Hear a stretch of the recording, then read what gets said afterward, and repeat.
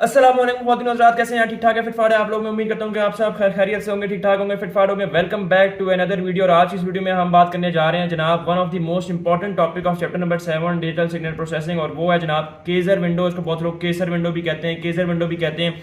लेकिन आज की इस वीडियो में मैं आप लोगों को इंतहाई आसान और हलवे तरीके से बताने जा रहा हूँ कि किस तरीके से आपने केजर विंडो वाले सवालात को हल करना है और किस तरीके के किस फॉर्मेट से आपने लेके चलना है। यूट्यूब पे इंतहाई मिक्स करवाते हैं यार, कभी कह रहे हैं कि आप इस चीज को निकालें, अच्छा अभी आप इस चीज को रहने दें, अभी आप इस पॉइंट पे आ जाए। मैं आपको सिंपल फॉर्मेट बता रहा हूँ, एक एक चीज निकालो और इसको पुट करते जाओ फॉर्मूलाज में और आपके पास जो है ना वो क्वेश्चन सॉल्व होता चला जाएगा। तो सबसे पहले हम आते हैं क्वेश्चन पे। बिस्मिल्लाहिर्रहमानिर्रहीम।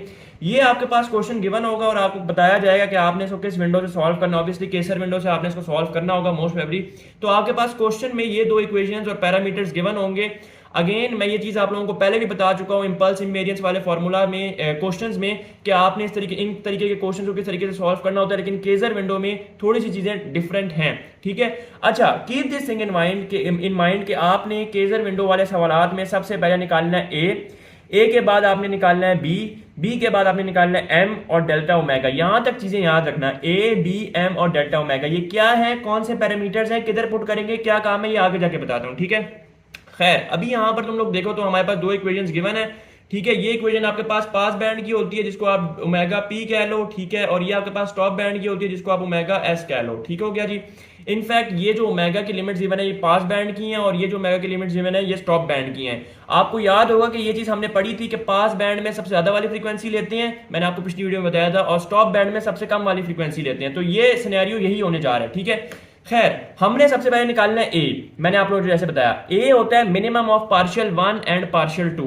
अब पार्शियल 1 क्या है, पार्शियल 2 क्या है, ये चीज समझ लो। हमारे पास जो ये इक्वेशन गिवन है 0.95 less than h of e raise to power g omega less than 1.05, ये किस फॉर्मेट में गिवन है। बेसिकली इसकी जो स्टैंडर्ड इक्वेशन होती है जिससे ये इक्वेशन बन के निकलती है वो आपके पास ये होती है, जो कि जिसपे मैंने अभी स्टार लगाया है, ठीक है। ये आपके पास होती है 1 minus partial of 1 less than h of e raise to power g omega less than 1 plus partial of 1, ठीक हो गया। अब यहां पर अगर आप इन दोनों इक्वेशंस को इक्वेट करें, ये वाली इक्वेशन जिसको मैं 1 कह रहा हूं और ये वाली इक्वेशन जिसको मैं 2 कह रहा हूं, ठीक है। अगर आप इन दोनों इक्वेशंस को इक्वेट करें तो आपको ये चीज पता लगेगी कि 1 माइनस पार्शियल ऑफ 1 किसके इक्वल है 0.95 के, and same is the case के 1 प्लस पार्शियल ऑफ 1 किसके इक्वल है 1.05 के, ठीक है। हमें ये क्यों कर रहे हैं, हम ये इसलिए कर रहे हैं क्योंकि हमें ए निकालना है, और ए निकालते किस तरीके से है कि ए जो है वो मिनिमम होता है पार्शियल ऑफ 1 या पार्शियल ऑफ 2 का, यानी कि पार्शियल 1 या पार्शियल 2 में से जिसकी सबसे छोटी या मिनिमम वैल्यू होती है उसको ए कहते हैं, ठीक है। हमने यहां से पार्शियल 1 निकालना है, आपने इक्वल लिया, दोनों से आंसर सेम ही आता है, पार्शियल 1 निकाल लिया। अब पार्शियल 2 किसके इक्वल होगा, ये जो इक्वेशन है जिसको मैं इक्वेशन 3 का नाम दे रहा हूं, ये बेसिकली इस फॉर्मेट में होती है जो कि आप कह सकते हैं कि h of e power j omega less then partial of 2। तो आपके पास पार्शियल ऑफ 2 क्या आ गया 0.15, ठीक हो गया। अब पार्शियल ऑफ 1 आपके पास आया 0.05 और पार्शियल ऑफ 2 आपके पास आया 0.15। इन दोनों में से छोटी वैल्यू कौन सी है 0.05। यहां तक तो बात हो गई क्लियर। अब आपने ए निकालने के लिए जो भी पार्शियल का मिनिमम आया है, जो कि हमारे केस में आया 0.05, क्योंकि पार्शियल 1 छोटा था पार्शियल 2 से, ठीक हो गया। आपने से -20 लॉग, यानी कि -20 लॉग ऑफ दैट टर्म, जो भी टर्म आपकी मिनिमम में निकली है, तो हमने -20 लॉग ऑफ 0.05 कर दिया क्योंकि आपके पास छोटी वैल्यू क्या आई है 0.05। अच्छा जी, आगे देखते हैं, हमारे पास ए निकल गया। नेक्स्ट स्टेप मैंने आपको बताया था कि बी निकालना है। अच्छा, ये इक्वेशन है जो कि आपको याद करनी है। इनफैक्ट आपको केसर विंडो की कोई एक इक्वेशन भी टेबल में कहीं पे भी पेपर में गिवन नहीं होगी, लिहाजा इन फॉर्मूलाज को चुप करके याद कर लेना। एक इस तरीके से निकालते हैं, आपने सबसे पहले मिनिमम निकालना है पार्शियल 1 और पार्शियल 2 का, उस मिनिमम का -20 लॉग ले लेना है। मिनिमम का मतलब है कि पार्शियल 1 पार्शियल 2 में से कौन सी वैल्यू छोटी है, सिंपल इज दैट, आसान। अच्छा, अब ए के बाद निकालना है बी निकालने के लिए आप लोगों ने ये फॉर्मूला याद रखना है। अब इसकी कंडीशंस हैं, 3 कंडीशंस हैं।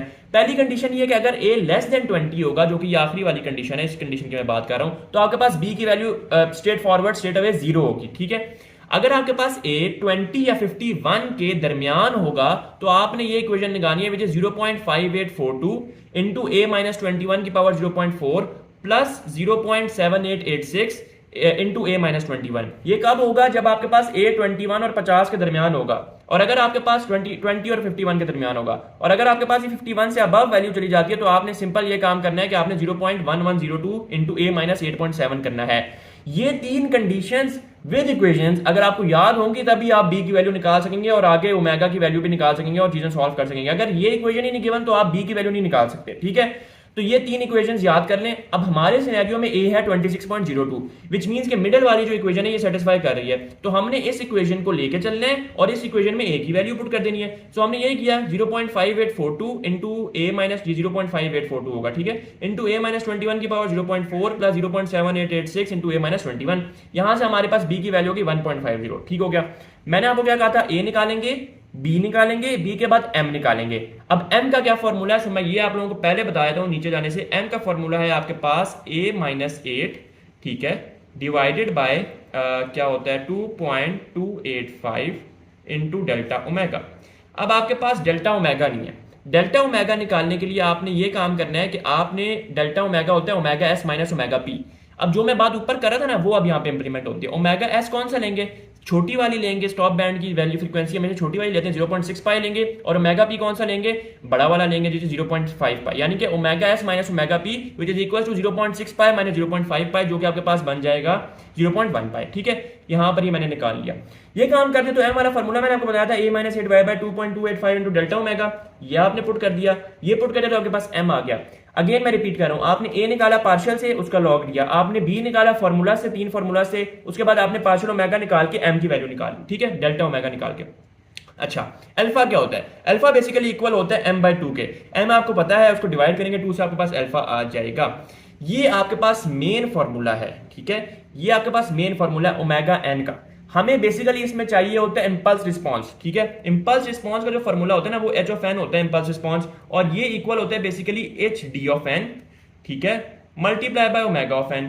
अब ओमेगा ऑफ n आपने निकालना है, h d of n simple यही होता है sine omega c into n minus alpha divided by pi n minus alpha, ठीक है, ये तो आपने रट्टा मार लेना है। अब ओमेगा n का फॉर्मूला क्या है, ओमेगा n का फॉर्मूला ये है कि जनाब ऊपर मैंने लिखा होगा, हाँ ये रहा, I naught into B into 1 minus N minus alpha divided by alpha, N minus alpha divided by alpha के ऊपर होल स्क्वायर आएगा, और ये जो 1 minus N minus alpha divided by alpha है उसके ऊपर 1/2 आएगा, ठीक है, और ये ब्रैकेट बंद होकर divide by I not be. I again repeat, अगर मैं नीचे जाऊं तो आप लोगों को यहां से भी अंदाजा हो जाएगा, I naught into B into 1 minus N minus alpha divided by alpha के ऊपर होल स्क्वायर है, और जो 1 minus N minus alpha divided by alpha वाली पूरी टर्म है उसके ऊपर 1/2 है, ठीक है, और ब्रैकेट क्लोज हो जाएगी आपके पास, divided by I naught beta.